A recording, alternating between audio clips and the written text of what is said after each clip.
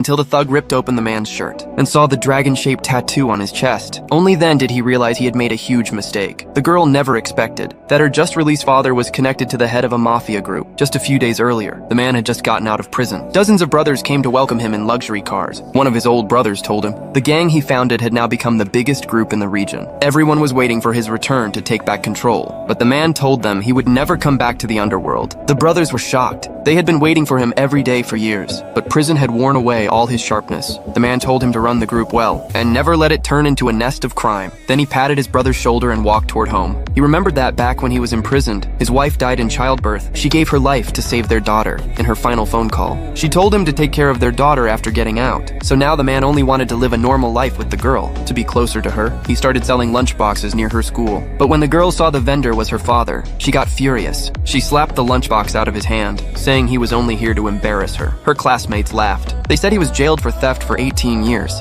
and he couldn't compare to a real mafia boss. But what they didn't know was, her father actually was the mafia boss. Suddenly, the cafeteria manager showed up with security guards, saying the man's stall was stealing the cafeteria's business. The man quickly said he'd pack up and never come again, but the manager wasn't planning to let him go. He ordered his men to smash the stall. The man tried to stop them, but was pinned to the ground by several guards. Seeing this, the girl couldn't hold back anymore. She shouted, "If he was a real man, then fight back now." The manager was stunned a girl dared talk like that. He told his men to stop and to grab the girl first. The man quickly got up to protect the girl. He told the manager he would pay for all damages and begged them not to touch her, seeing how much he cared. The manager said they'd treat him even worse, but during their scuffle, he saw the dragon tattoo on the man's chest. At that moment, he realized he had crossed the line, because years ago the group had announced no one was allowed to copy the boss's unique tattoo. The girl stood aside in disbelief, but the manager quickly convinced himself there was no way this loser could be the mafia boss. He must have gotten the tattoo to show off, to earn credit. He pulled out his phone and called his brother-in-law who worked in the group. But once his brother-in-law answered, he instantly got furious and told him to stay right there because he was coming over immediately. The manager still didn't get it. He arrogantly told the man he was dead today. Hearing this, the girl panicked. She begged the man to leave quickly because they couldn't afford to mess with that group. But the manager told her to shut up. The next second, he was kicked to the ground by the man. At that moment, the man had had enough. He knocked down the two guards, but the girl was grabbed by the manager. He used her to force the man to kneel. Seeing that the once arrogant man was now at his mercy, he smashed a wine bottle over the man's head. Even while being tortured, the man kept repeating not to hurt the girl. The manager became even more smug. He raised a stick to teach the girl a lesson. But just then, a fleet of luxury cars arrived and stopped in front of them.